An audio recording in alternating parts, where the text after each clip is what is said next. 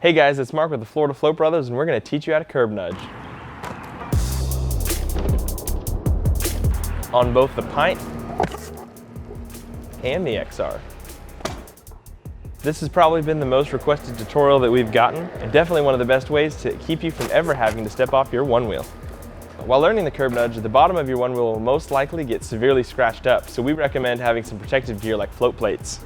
We recommend being very comfortable on your one wheel, as curb nudges will take some practice. But with this video, you should be able to get over your first curb in no time. The original curb nudge focused on shoving the fender with your rear foot to get the one wheel up and over a curb. While this method works, it requires a fender, and we think it feels kind of jerky. So we wanted to show you guys an improved method of the curb nudge that doesn't require a fender. Before you're ready to try, you need to find a curb. We recommend finding something between 3 and 5 inches tall to start. Our video works best with this height. We learned on a curb adjacent to grass for softer landings as we built up confidence. Curbs smaller than 3 inches become more of a bonk, and anything larger than 5 inches require a few extra steps. We tried all of the riding modes and found that the most aggressive setting you're comfortable with is the best. If you notice that the wheel keeps spinning out, try going down one mode. For foot placement, you want your front foot somewhere between the middle and the front edge of the foot pad. The back foot can be wherever is comfortable, but we found we liked it best right in the middle of the foot pad. Too close to the center and you risk your ankle getting caught by the tire. This also hurts. All right, let's get to it. Let's get you up and over those curbs. Step 1, put on your brain bucket. Step 2, ride up to the curb at a slow speed. Too fast, your tire will bounce off the curb and the one wheel will fly backwards. Not a good combination when your body is going forward. Step 3, as you're approaching the curb, lean back slightly to barely get the front foot pad above the curb. Step 4, once you're at the curb, push the front down and scoot your hips forward while shifting your weight up. The hardest part of this step is timing when to shift your weight.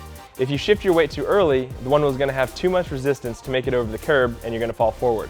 If you shift your weight too late, the one wheel is also going to have too much resistance and not going to be able to make it over the curb and you're going to fall forward. This scoot motion with the hips is vital in lifting the one wheel and yourself above the curb. A good way to practice the scoot is to turn your one wheel completely off. Stand on it and try to move forward.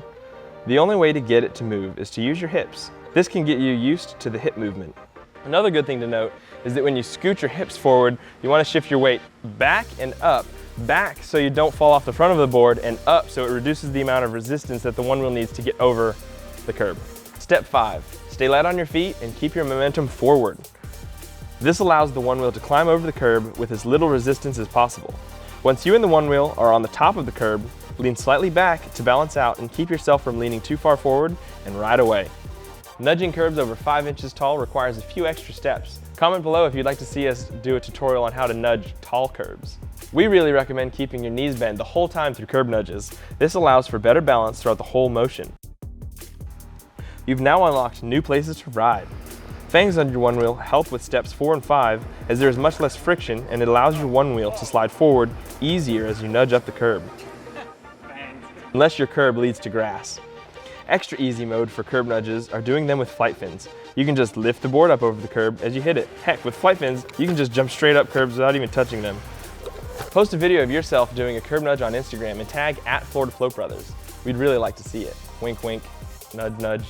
Feel free to ask us any questions in the comments below. If this video helped you out in any way, give us a thumbs up and don't forget to hit subscribe so you don't miss next week's video.